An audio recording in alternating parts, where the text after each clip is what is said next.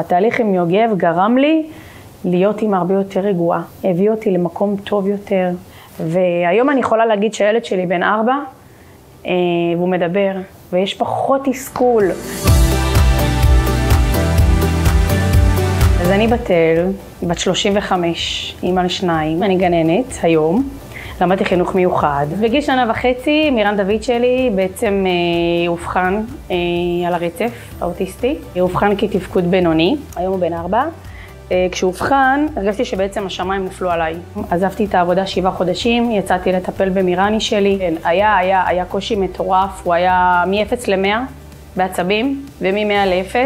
בגלל שהוא לא היה מדבר, אז גם לא היינו מצליחים להבין אותו. אז התסכול היה פשוט גורם לו לזרוק את עצמו על הרצפה עם הראש. הרגשתי שכשלתי כאימא. היינו הולכים לים או לבריכה, אין פחד. אין פחד מכלום. אם זה כביש, אז הוא רץ. אם זה ים, הוא רץ. אין פחד. היה בלבול, היה קושי מטורף, היה עצבות. הרגשתי שאני לבד. זאת אומרת, אני חושבת שרק אימא לילד על הרצף יכולה להבין אימא לילד על הרצף. כשאני בעצם הגעתי ליוגב, אז הבנתי שבעצם הרבה הורים לא מצליחים לדבר את זה. הפחד הזה שהילד יגדל ולא יהיו לו חברים, והוא לא בלימודים פתאום הוא ייעלם, או שהוא ייפול על מורה שלו, תראה אותו, לא תבין אותו נכון. בשיעורים עם יוגב, אתה פתאום מבין שמגיעים עוד הורים ועוד הורים. פתאום אתה אומר, רגע, וואי, זה כמו קבוצת תמיכה, וואו, זה מטורף. זה כאילו, זאת מספרת והיא מספרת והוא מספר, ופתאום אתה שומע, וואי, אני לא לבד בתהליך הזה. אז זה גרם לנו להרגיש שאנחנו ביחד.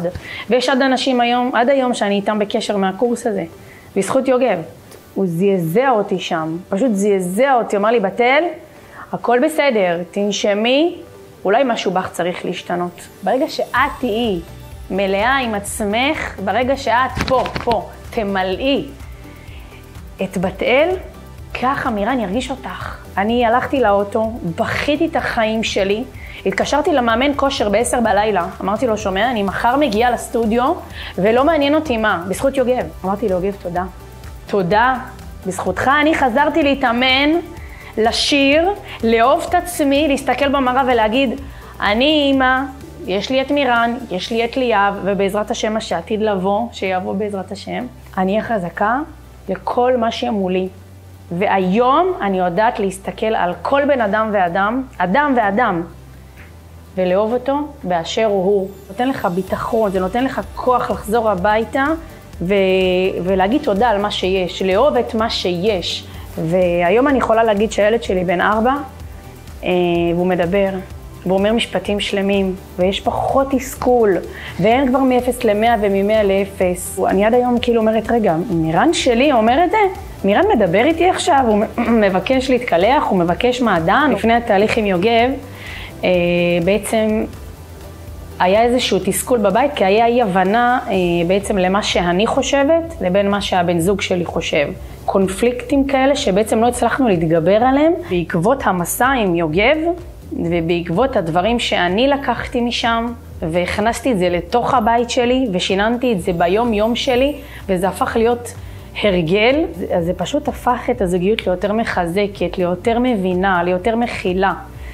והיום בעלי גם יודע וגם מבין שאין מה להתבייש בזה, וזה הילד, והוא הילד הכי מדהים בעולם. היחסים בין ליאב הגדול שלי לבין מירן, הם לא היו יחסים, זאת אומרת, הם לא ידעו איך לתקשר. בעקבות התהליך עם יוגב, כשבאתי הביתה, אז התחלתי כל פעם קצת לטפטף לליאב, איך עושים את זה, אולי אם תעשה ככה, אז יקרב אותו, והתחלתי לגשר בין הפערים, ואם זה ללכת איתם לצאת ביחד, לגני שעשועים, ופתאום ראיתי שאח שלו מגן עליו ושומר עליו.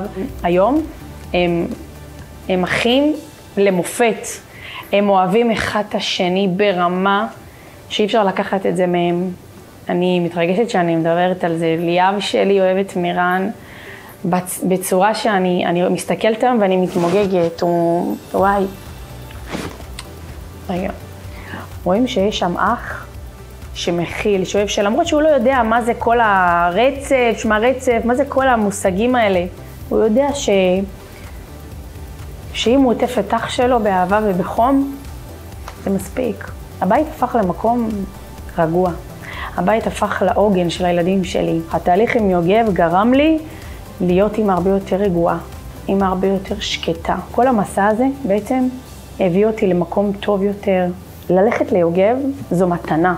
למי שמתלבט ללכת למסע עם יוגב, פשוט לעשות את זה. לא לחשוב פעמיים. הוא נותן לך כלים לחיים, הוא משנה את כל קו המחשבה שלך. הוא צינור של השם, ככה אני רואה, הוא פשוט שליח. והוא בא לי בזמן הכי קשה, והרים אותי מכאן לכאן, וזה פשוט בן אדם עם ככה השראה, שכל מי שרק מתלבט, לא לוותר. לכו ליוגב. זה הדבר. אמיתי.